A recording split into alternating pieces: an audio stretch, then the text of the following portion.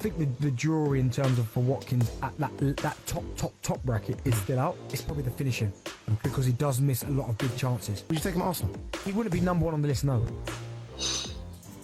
We're going to talk a lot about Ollie Watkins on this show today, but before that, I do want to get your thoughts on that 100 league. Obviously, you've scored 100 Premier League goals, and me and Benny were speaking before the show, and I was like, honestly, I was stunned that you don't get anything for it. No, I get well done. Congratulations in the club. Not even a certificate. No, nothing. Honestly, like the Premier League needs to look at that. Like, surely it's such an important milestone, isn't it? Yeah. 100 Premier League goals is incredible. Yeah, I always like to often look at the players who didn't make it into that, and that's when you start to think, well, you know what, that is some achievement. Yeah. He'll do it as well. Ollie Watkins will do it. Oh yeah, I mean, he's 25 away. Yeah. So I think he's definitely going to do that. He'll be in there. He's been really consistent for Aston Villa in terms of every season, double figures in the Premier League. And he's been top drawer, and he's had a lot to deal with because How top drawer? like I think you saw his finish in the European semi-final for England. That takes some doing. Top level you don't know yet until he's actually there playing for a club that's. I know Aston Villa are challenging for top four, but they're not at the minute challenging to win the league, win the Champions League. Yes, they're doing really well, and the development of that club since Unai got there has been incredible.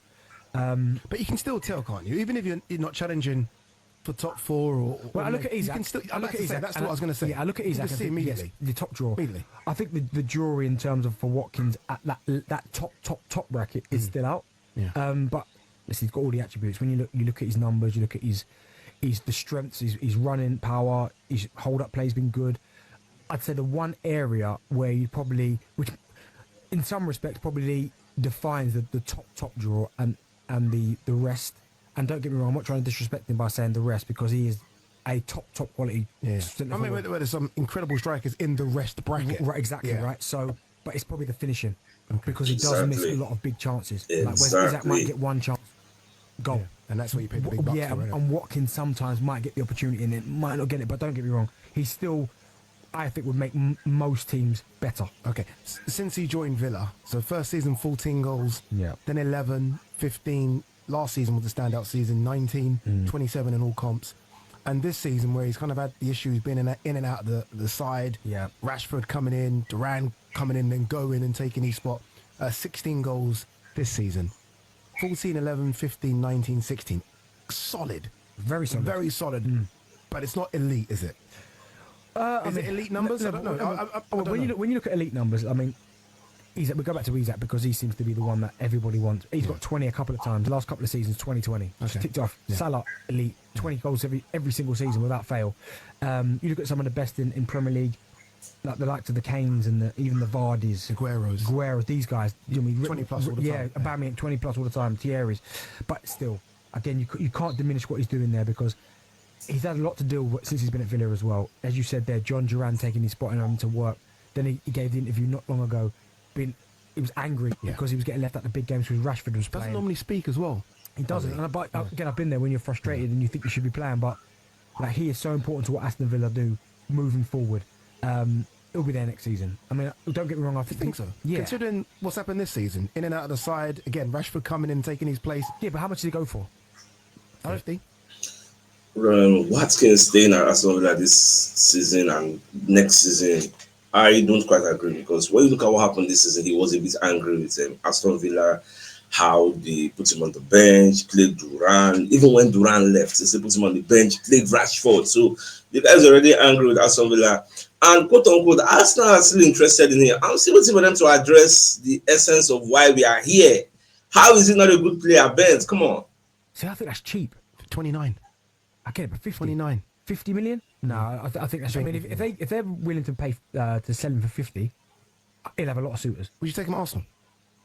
Yeah, because we've got no one. But if No. Not that's You're right. he wouldn't be number one on the list. No. Okay. He wouldn't be number one on the list, but he's still a phenomenal centre forward. He's done very, very well. Yeah. Imagine him just working. All right, I said it now. And I think the reason Bent is saying he will not be a good fit for Arsenal is because he missed a lot of big chances. Now, the question becomes, do you agree with this line of thought? Because for me personally, I tend to agree. But is he still better than the people we have at Arsenal? Yes, he is. I will take Ollie Watkins every day, twice on Sunday, ahead of the likes of Kai Havertz and Gabriel Jesus and all those people we used to have before, like Eddie Ketia and the rest. Because It is true he misses a lot of big chances, but he still converts. Ollie Watkins is not the only one that misses a lot of big chances. Erling Haaland, do you know that Erling Haaland misses a lot of big chances? Do you know that Ollie Watkins, yes, he misses a lot of big chances? Darwin Núñez misses a lot. But the reason why we can forgive their excesses is because he still scored a lot of goals. He's about 75 goals that has made him the highest goal scorer at Aston Villa, like the record highest goal scorer, overtaking the likes of Gabriel Agbonlahor. So coming over to Arsenal, will Ollie Watkins do better than Kai Havertz? Yes. Will he do better than Gabriel Jesus? Yes. I will take him as a support striker any day, anytime. But the truth is clear that he misses a lot of big chances. So I just let me leave that to you. Do you actually don't want him to come to Arsenal as a support striker to maybe Gyökeres or Benjamin Sesko because of what Ben is saying that okay, he misses a lot of big chances? Let me know your thoughts in the comment section. Let's proceed. Chance he gets, yeah, right. But you're right. Would he finish him? Like that clinical, those big games, exactly. Those big games, Champions League semi-finals, bang, you need to go. But then on the flip side of that, where it's not hypocritical, but it is a little bit. He scores in the Euros semi-final and the finish to turn Incredible. Van Dijk and bang. Incredible. What a finish! Right, well, you got to mention Van Dijk for just to turn the defender would be nice. No, I'm just saying because Van Dijk's one of the best in the world, right? Okay, If not the best. Right. Very quickly, does he rank in the top 10 number 9s of the last decade? Top 10. He's in mine at number 8. Okay. Don't give us your 10 yet. When we come back, we'll take your 10. We are taking your calls now. Where does Ollie Watkins rank in the Premier League over the last decade? Give us a call 03717 2233 before you can text us as well, 81089.